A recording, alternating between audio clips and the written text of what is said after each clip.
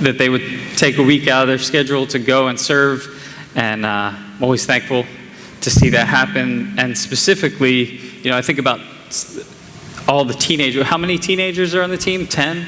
How many teens? 13?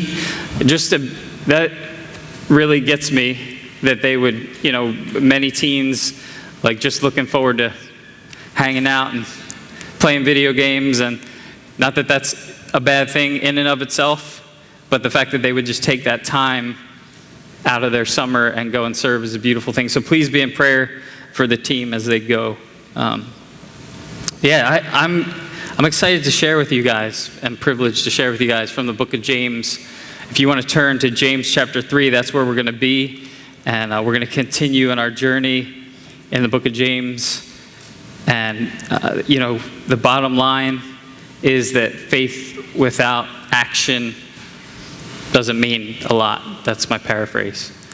And that we would be people who live out what we know to be true, and that people would see it in our lives.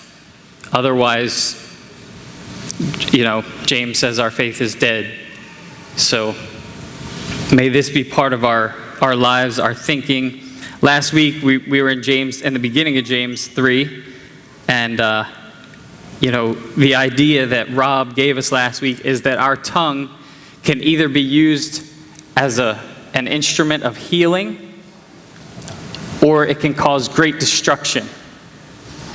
And that we have a choice to make in how we use our words every day, and how we use our mouths, and how we speak to people. And I pray that you were pushed towards the Holy Spirit shaping our minds, so that what comes out of our mouths will be honoring to Him, honoring to others, and will be an instrument of healing and encouragement in people's lives. Sticks and stones may break my bones, but names will never hurt me is just a lie. I mean, the words are more powerful many times than the physical action. And so don't tell your kids that. So we're going to continue to consider today what it looks like for us to be people who are living out the Word, and considering the difference between the wisdom of the earth and the wisdom that we get from heaven.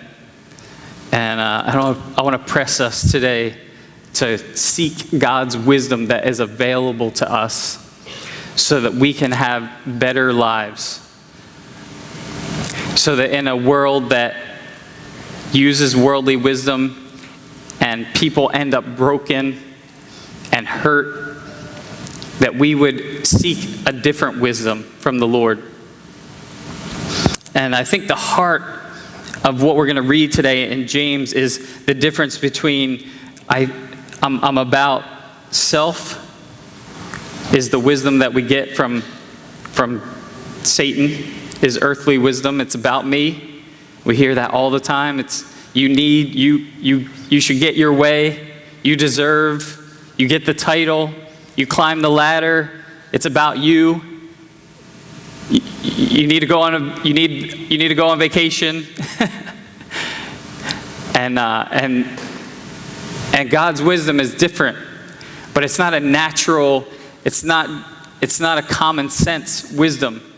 It's something that we need to be intentional about. How can we, God, I want your wisdom because I realize that it is a better way that you have for me.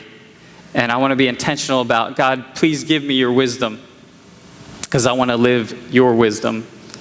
And I want to just take a look at that today. What does it look like for us to be people who are taking advantage of God's wisdom? And want to just kind of work through the passage.